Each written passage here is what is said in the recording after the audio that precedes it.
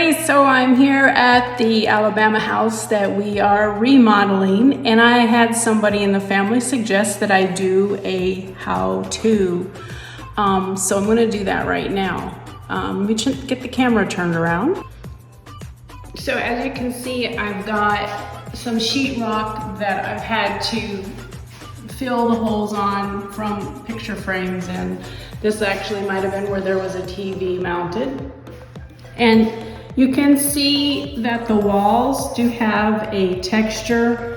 I guess they call it an orange peel. It's not super rough, but when we fill in the holes, then we have to sand that down a little bit. So I'm gonna do that really quick.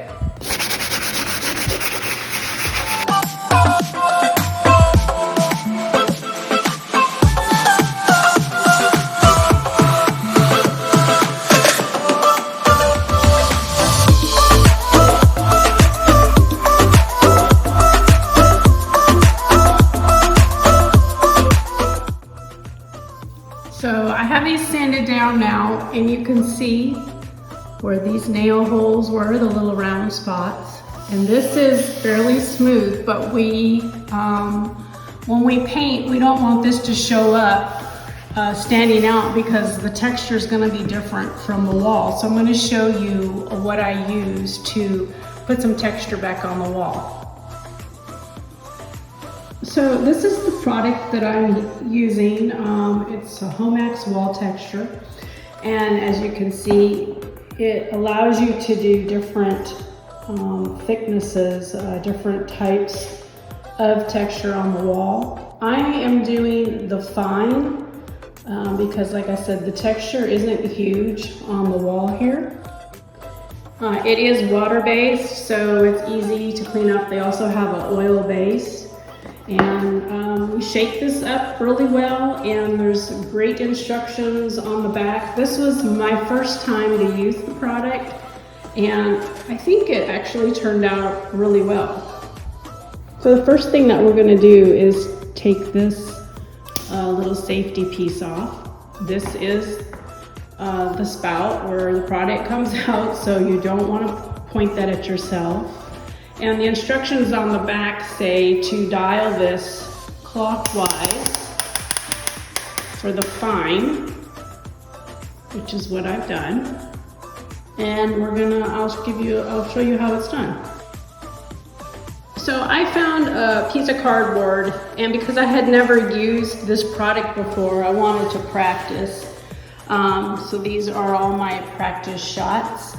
And I think I got it pretty much down, and I'm gonna try to show you now how to do this on the wall. I like to stand back a little bit and not get too close. We have shaken the can thoroughly, and let's see what happens here. I'm not going real heavy, and I might just do a little bit around the hole. So let's give this one a shot.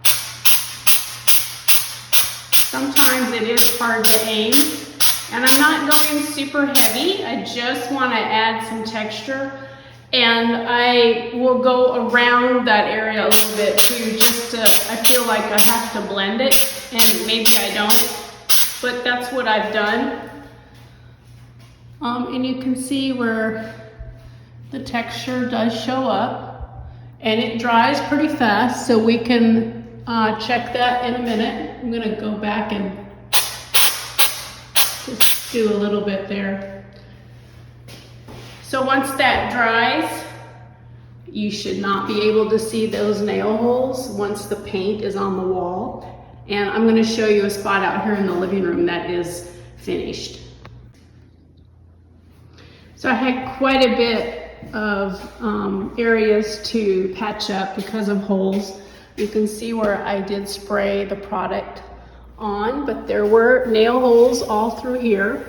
And I just put a light coat of some paint on the wall because I wanted to see if it was gonna work or not. So you can see it's very textured. And if you can find the nail holes in there, then you have a good eye, but I'm not seeing it. And my work was Dad approved. So anyway, that's how I have decided to patch up these holes, put the texture back on the wall. And if you have a better way of doing it, please feel free to share that. That's all for now.